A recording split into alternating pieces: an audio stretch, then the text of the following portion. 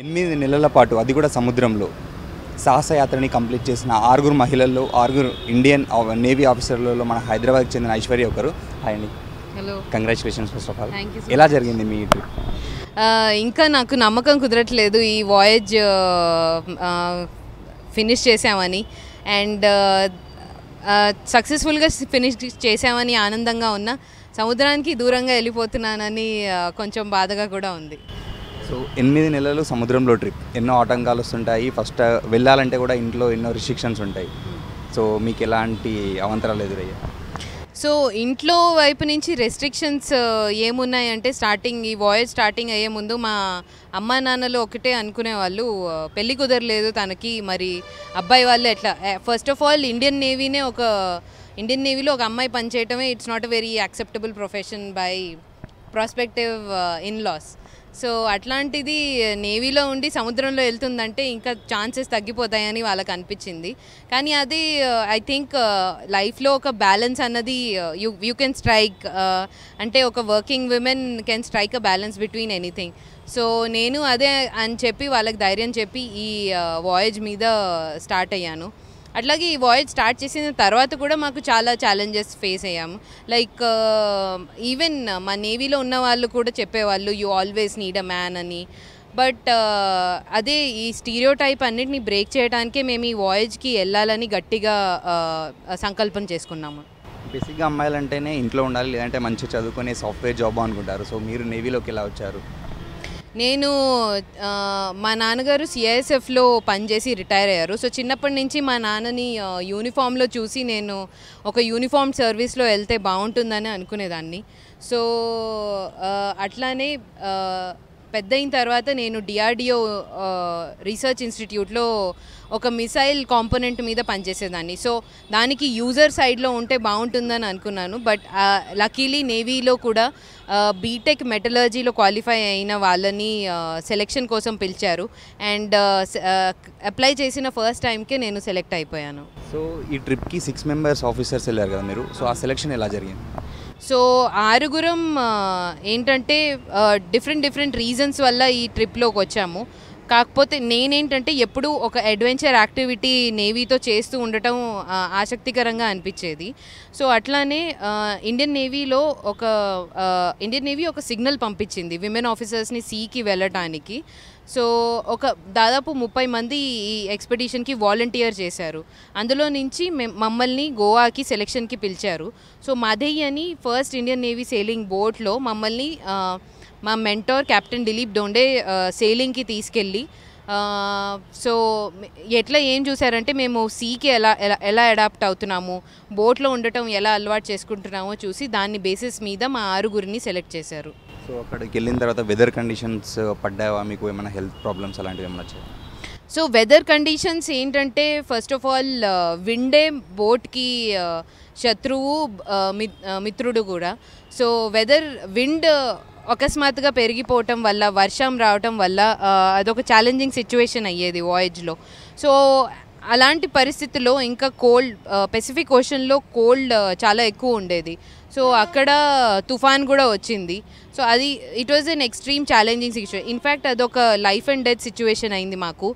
కానీ మేమందరం ఒక టీమ్గా కలిసి దాన్ని ఓవర్కమ్ అయ్యి అండ్ ఆ ఛాలెంజ్ని ఫేస్ చేసి బయటకు వచ్చాము. సో అలాంటి సిచ్యువేషన్లో బయటకు వచ్చేసరికి it is a very satisfying feeling that జీవితంలో ఏదో సాధించామని ఆ రోజు అనిపించింది మాకు. సో బోట్ గురించి ఇండియన్ మేడ్ అని చెప్పారు, ఎలా తయారు చేశారు, ఎంతమంది కష్టపడ్డారు దాని గురించి? So boat mister Ratnakar Dandekar, ఆయన he is actually we should be thankful to him, because Tarini ఒక బోట్కి ఇలాంటి వాయేజ్కి వెళ్ళటానికి ఒక క్రూ ప్రిపేర్ అవటం ఎంత ఇంపార్టెంటో, ఒక స్ట్రాంగ్ బోట్ ఉండటం కూడా అంతే ఇంపార్టెంట్. సో ఆయన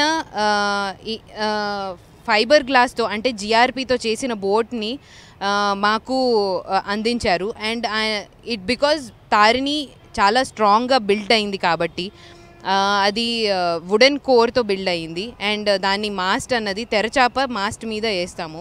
అది సౌత్ ఆఫ్రికా సదర్న్ స్పాస్లో తయారై వచ్చింది. దెన్ హల్ మొత్తం ఇండియాలో మ్యానుఫ్యాక్చర్ అయ్యింది. Then there is something called keel, it's a 9 ton keel. అదే స్టెబిలిటీ ఇచ్చింది బోట్ని. అంటే ఒక బోట్ ఒకవేళ 90 degree యాంగిల్కి తిరిగిపోయినా అది ఉన్న ఒరిజినల్ పొజిషన్కి రాగలదు. అంత స్ట్రాంగ్ బోట్ని తయారు చేశారు. So it's an Indian made boat and design is taken from Dutch. And ఇలాంటి బోట్స్ మన ఇండియాకి 2 ఉండటం ఇట్స్ చాలా గర్వకారణం. ఓకే, ఆ ట్రిప్ గోవా నుంచి ఎలా జరిగింది, ఎక్కడెక్కడికి జరిగింది, మళ్ళీ ఎక్కడ అండి దాని గురించి డీటెయిల్?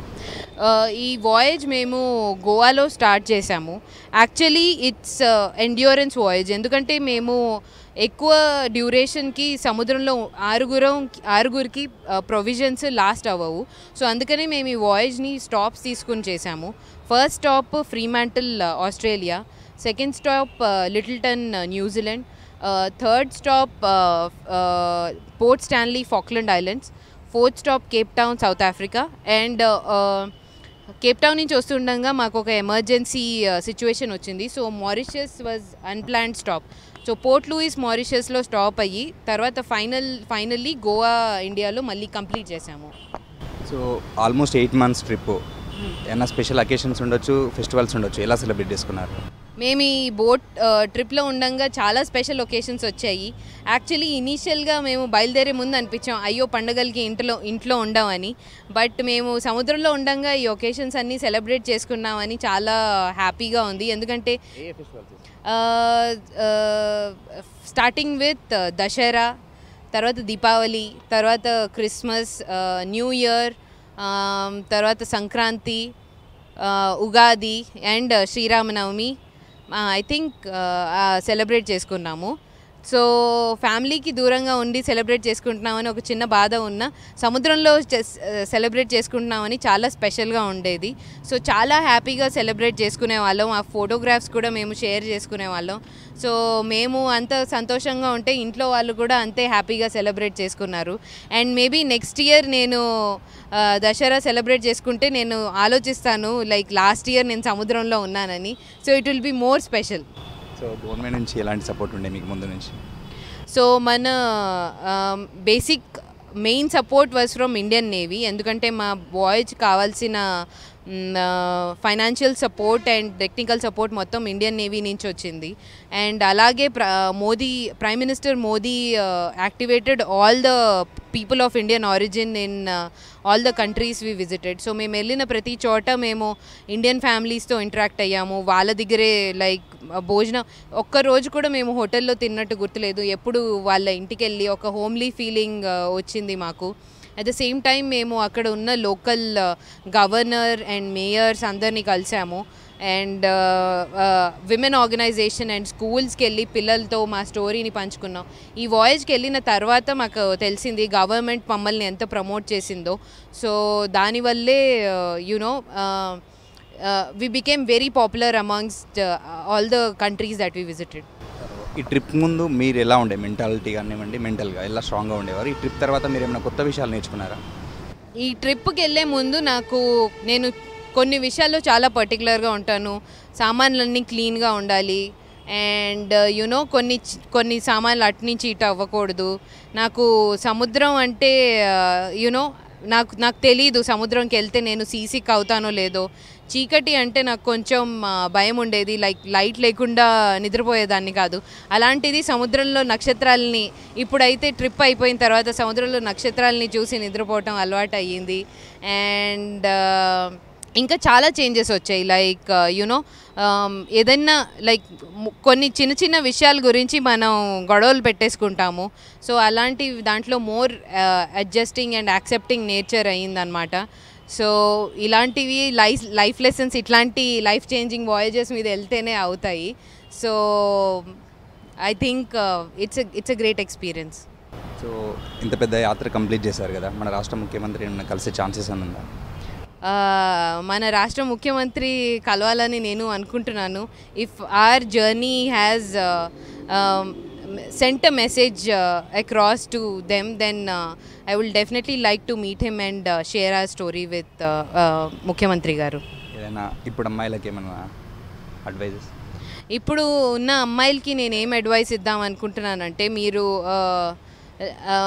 ఏదైనా డిఫరెంట్గా చేయాలనుకుంటే or you want to do something that is not very acceptable, మీరు ఎంచుకున్న ప్రొఫెషన్ కానీ మీరు ఎంచుకున్న స్టడీ ఎడ్యుకేషన్ ఫీల్డ్ కానీ అది it may not be the most popular thing, అది కానీ మీకు అది చాలా ఇష్టంగా మీరు చేయాలనుకుంటే you should go for it and you should not limit yourself to anything. మీకు మీరే లిమిటేషన్స్ పెట్టుకుంటే you cannot reach a level that you want to go. మీరు లిమిట్ లేకుండా మీకు నచ్చింది మీరు చేస్తే you can do wonders. Thank you. ఇలాంటి యాత్రలు మరిన్ని చేస్తూ అందరికీ ఆదర్శంగా నిలవాలని మనము కోరుకుందాం. కెమెరామెన్ అభిలాష్తో నరేందర్, V6 న్యూస్, హైదరాబాద్.